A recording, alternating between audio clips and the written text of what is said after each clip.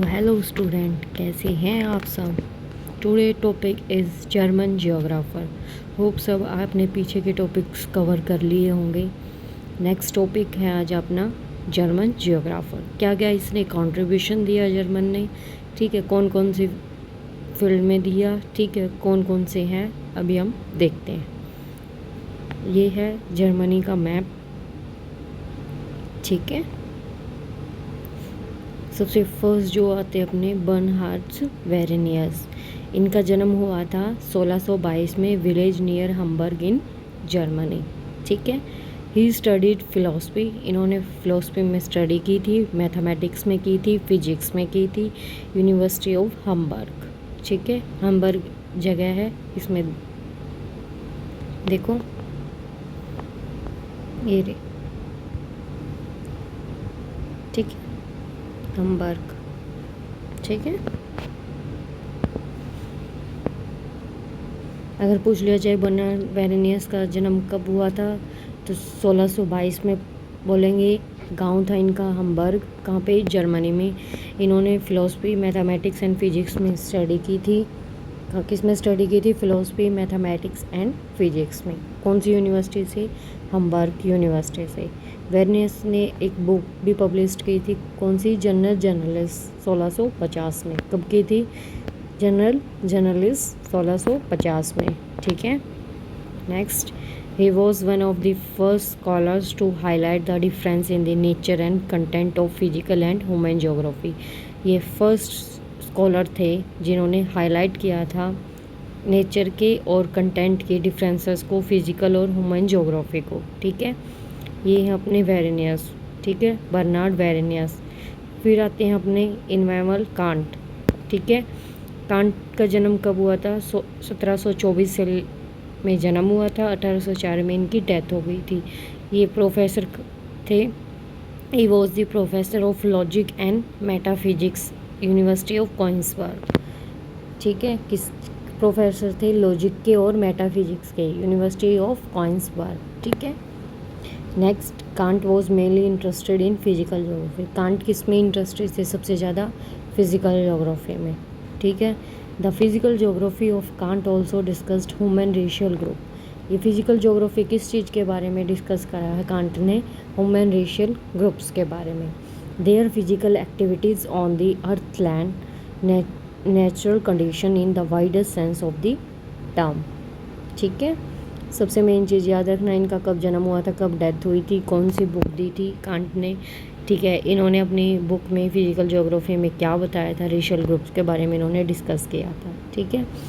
ये बिलीव करते थे हिस्ट्री और ज्योग्राफी पर बहुत essential science, without them man can not achieve a full understanding of the world. इन्होंने बोला है कि हिस्ट्री और ज्योग्राफी के बिना, ठीक है, जो ह्यूमन है वो पूरी इन्फॉर्मेशन नहीं ले सकता था, ना ही वो समझ सकता था, ठीक है। Can't believe that geography is the descriptive taxonomy, ठीक है। कांट बिलीव करते हैं कि ज्योग्राफी क्या है? डिस्क्रिप्टिव टैक्सोनॉमी है, discipline rather than man can not achieve full understanding of the world. Same चीज़ यहाँ लिखी हुई है, both essential history and geography, without them man can not understanding of the world, ठीक है। Kant use the term, Kant ने कौन सी use की थी टर्म? कोरोग्राफिक, जिसको बोलते हैं हम कोरोनोलॉजिकल, ठीक है। मीनिंग है इसका descriptive, to describe geography. Kant is regarded as the father of exceptionalism, ठीक है। कांट किसके फादर थे? एक्सपेक्टेनलिज्म के, ठीक है। According to Kant the mathematical study of the earth, Kant के अकॉर्डिंग मैथमेटिकल स्टडी किसकी की? अर्थ की, ठीक है। सेकंड, मोरल ज्योग्राफी की। थर्ड, पॉलिटिकल ज्योग्राफी की। एंड कमर्शियल ज्योग्राफी की।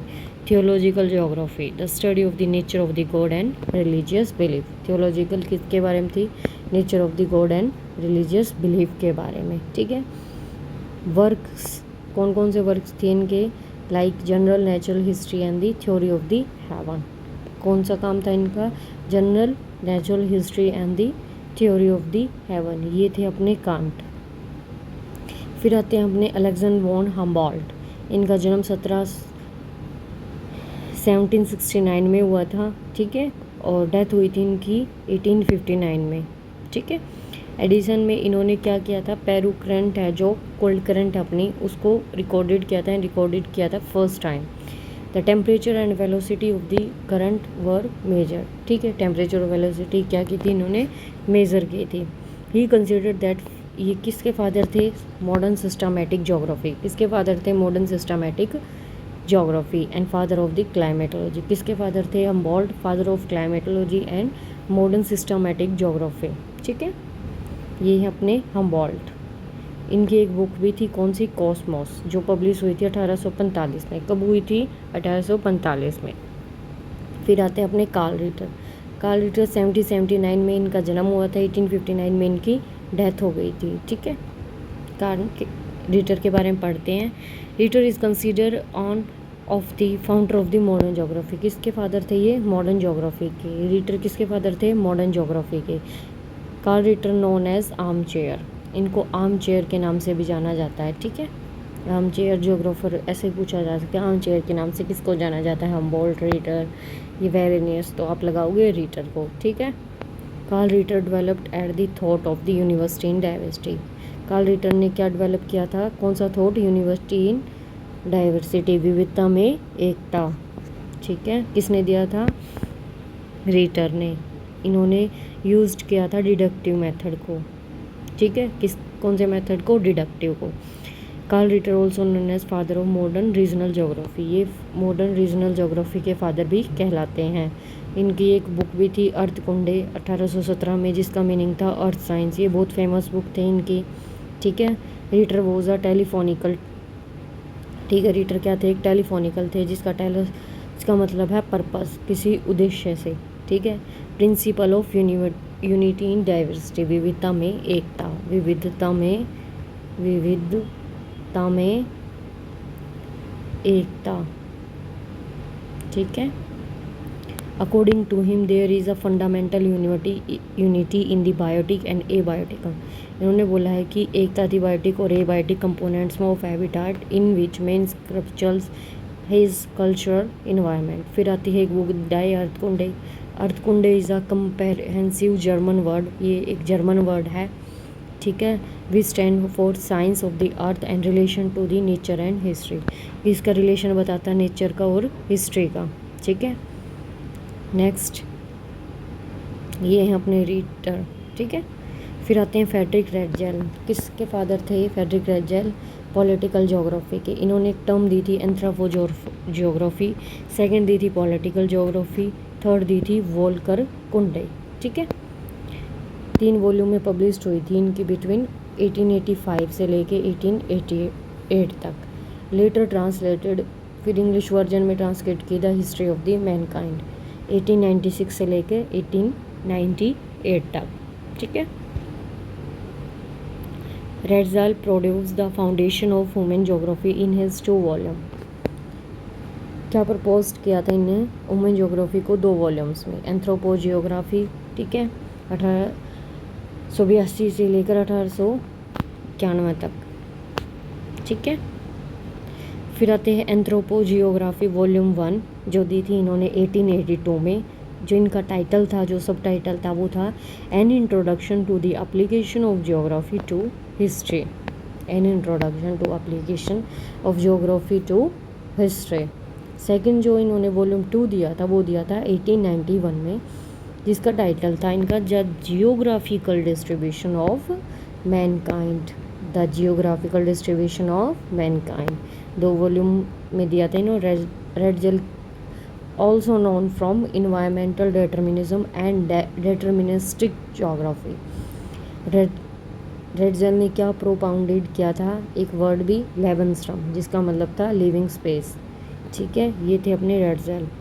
फिर आते हैं फ्रेड के सोफर, 1904 से लेके 1953 तक इनकी जर्नी थी। He made a critical analysis of the box, जो हार्टसॉन थी, कौन सी, द नेचर ऑफ जियोग्राफी। इन्होंने एक पेपर भी पब्लिश किया था, exceptionalism in the geography, a